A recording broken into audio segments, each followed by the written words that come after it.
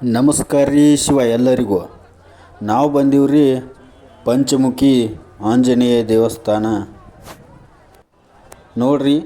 ನಮ್ಮ lucky with ಸವಾರಿ YouTube channel ಇನ್ನೂ ಯಾರು ಸಬ್ಸ್ಕ್ರೈಬ್ ಆಗಿಲ್ಲ ಸಬ್ಸ್ಕ್ರೈಬ್ ಮಾಡಿರಿ, ಲೈಕ್ ಮಾಡಿರಿ, ಶೇರ್ ಮಾಡಿರಿ.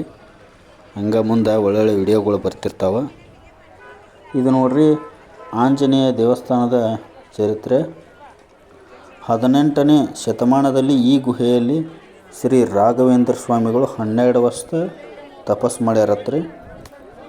ಅವರ ತಪಸ್ಸಿಗೆ ಮೆಚ್ಚಿ ಶ್ರೀ ಪಂಚಮುಖಿ ಪ್ರಾಣದೇವರು ಹಾಗೂ ಕೊಲ್ಲಾಪುರ ಮಹಾಲಕ್ಷ್ಮಿ, ತಿರುಪತಿ ವೆಂಕಟೇಶ್ವರ ಸ್ವಾಮಿ ಮತ್ತು ವಿಘ್ನ ಕಾಮಾರ್ಥಾವತಾರದಲ್ಲಿ ಇವರೆಲ್ಲರೂ ಶ್ರೀ ರಾಘವೇಂದ್ರ ಸ್ವಾಮಿಯವರಿಗೆ ದರ್ಶನ ಕೊಟ್ಟಿದ್ದಾರಂತ ನೋಡ್ರಿ. ಇವರ ಆಜ್ಞೆಯನ್ನು ತೆಗೆದುಕೊಂಡು ಮಂತ್ರಾಲಯಕ್ಕೆ ಹೋಗಿ ಬೃಂದಾವನಸ್ಥರಾಗಿದ್ದಾರಂತ ನೋಡ್ರಿ. ಶ್ರೀ ರಾಘವೇಂದ್ರ ಸ್ವಾಮಿಗಳು 12 ವರ್ಷ ತಪಸ್ಸು ಮಾಡಿದ್ದೆ ಇಲ್ಲೇ ನೋಡ್ರಿ. ಆಮೇಲೆ ದೇವಸ್ಥಾನದ ಮುಂದೆ ಪೂರ್ವ ದಿಕ್ಕಿನಲ್ಲಿ ಶ್ರೀ ವೀರಾಂಜನೇಯ ಪಾದರಕ್ಷೆಗಳು ಗುಡಿ ಇದೆ.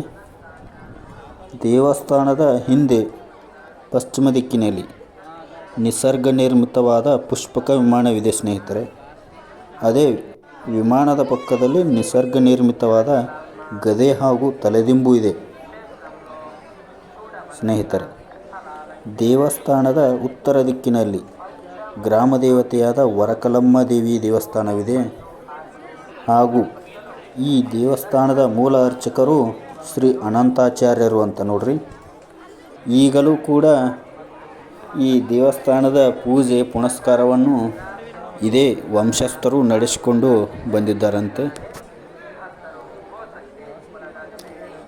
ಮಂತ್ರಾಲಯಕ್ಕೆ ಹೋಗುವ ಹೊತ್ನ್ಯಾಗ ಒಂದು ಮೇನ್ ರೋಡ್ ಹಿಡ್ಕೊಂಡು ಒಂದು 20 ಕಿಲೋಮೀಟ್ರ್ ಡಿಸ್ಟೆನ್ಸ್ ಆಕೈತೆ ನೋಡ್ರಿಪ್ಪ. ಬಹಳ ಸುಂದರವಾದ ಒಂದು ವೀರಾಂಜನೇಯ ದೇವಸ್ಥಾನ. ಈ ದೇವಸ್ಥಾನದ ಒಳಗೆ ಗರ್ಭಗುಡಿ ಒಳಗೆ ಫೋಟೋ ಹಾಗೂ ವಿಡಿಯೋ ಮಾಡೋಕ್ಕೆ ಅಲಾವ್ ಇರಲಿಲ್ಲ ರೀ. ಹೀಗಾಗಿ ಒಳಗೆ ವಿಡಿಯೋ ಮಾಡಿಲ್ಲ ನೋಡ್ರಿಪ್ಪ. ಇದನ್ನು ನೋಡ್ರಿ ಆಂಜನೇಯ ಪಾದ ಇಟ್ಟಿದ್ದು ಪಾದಗಟ್ಟಿ ಅಂತ ಹೇಳ್ತಾರೆ ನೋಡ್ರಿ. ಇದು ಪಾದ ಇಲ್ಲಿ ಆಂಜನೇಯ ಸ್ವಾಮಿ ತಾಯ್ತ ಅದು ಕಟ್ಟಾಕ್ಯಾರ ನೋಡ್ರಿಪ್ಪ. ಮಕ್ಕಳಿಗೆ ದೊಡ್ಡವರಿಗೆ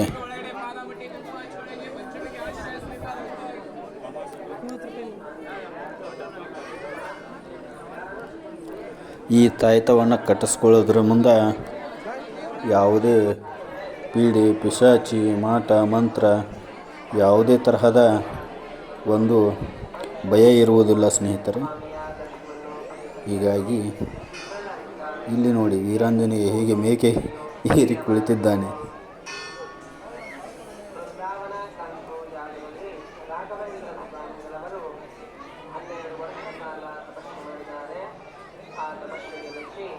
ಪಂಚಮುಖಿ ಆಂಜನೇಯ ಸ್ವಾಮಿ ಕಲ್ಲಿನಲ್ಲಿ ಹೊರಮೂಡಿದ್ದಾರೆ.